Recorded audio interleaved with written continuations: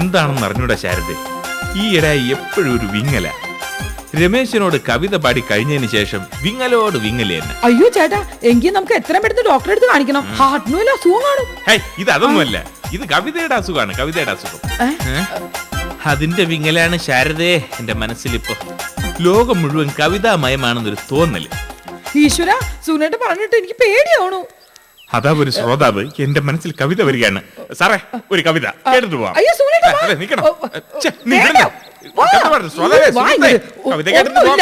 എന്തോ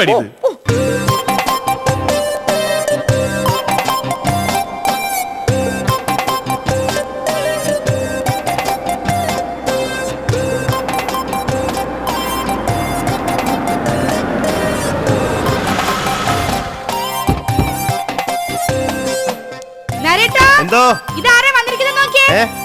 ഓടി വാ മറിയച്ചെടുത്തി, നമ്മുടെ കാറില് മറിയച്ചെടുത്തി വന്നേ. ഒന്നുമില്ല, പേടിക്കണ്ട കുഞ്ഞെ, അത് കേൾക്കാനുള്ള തന്ത്രപ്പാടാ.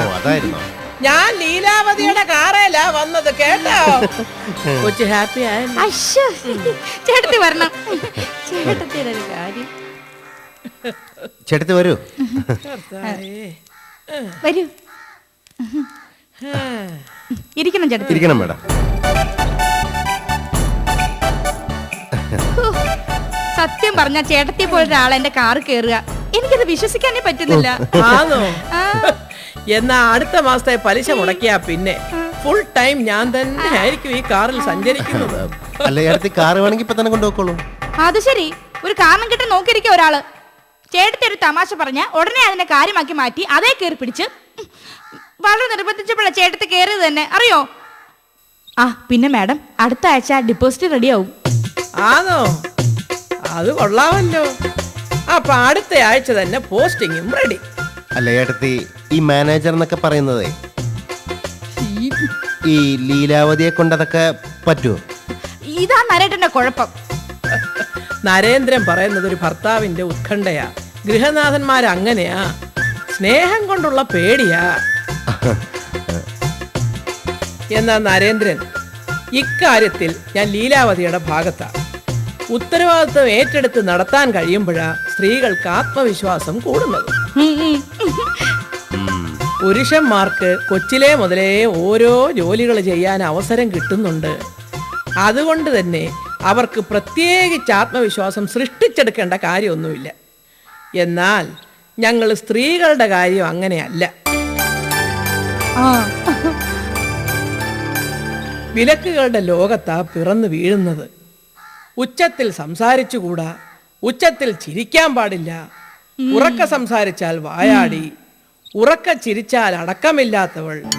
അങ്ങനെ ചുരുങ്ങി ചുരുങ്ങിയ ഇന്ത്യയിലെ സ്ത്രീകള് വെറും ഹൗസ് വൈഫുകൾ മാത്രമായി തീരുന്നത്. ടി വിയിലൊക്കെ അവതാരക ചോദിക്കുമ്പം മറുപടി പറയാനുള്ള മേൽവിലാസമാ ആ പദവി.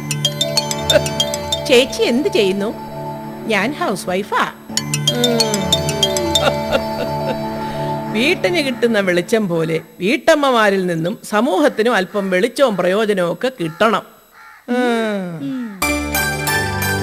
അല്പം നീണ്ടുപോയി അല്ലയോ?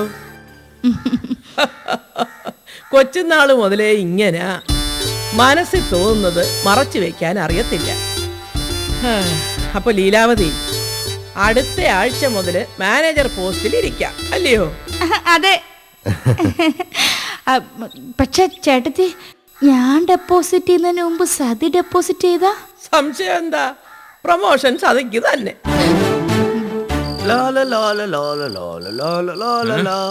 രമേശ, ഈ തൊഴിലാളികളുടെ കാര്യം വല്ലാത്ത കഷ്ടം തന്നെയല്ലേ, വല്ലാത്ത ശോചനീയ. ഇതൊക്കെ നമ്മുടെ ഡ്യൂട്ടി അല്ലേ? ഒരു ഡ്രൈവർ ആവുമ്പം കാറ് കഴുകണം, തുടയ്ക്കണം, അങ്ങനെയൊക്കെ.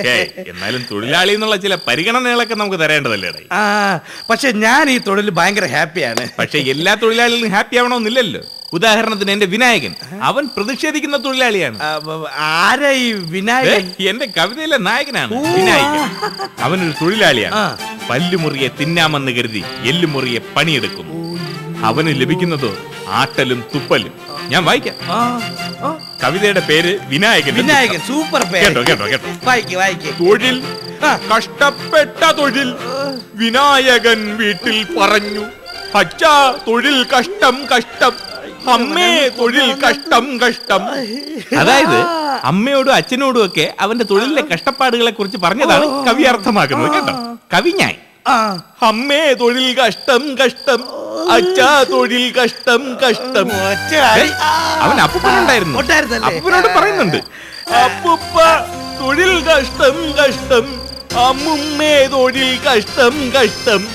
സരസ്വതി ചേച്ചി, ആരാ ഈ സരസ്വതി അവന്റെ ചേച്ചി? കുഞ്ഞമ്മേരെ മോളാണ് സരസ്വതി ചേച്ചി. ഓ, ആ.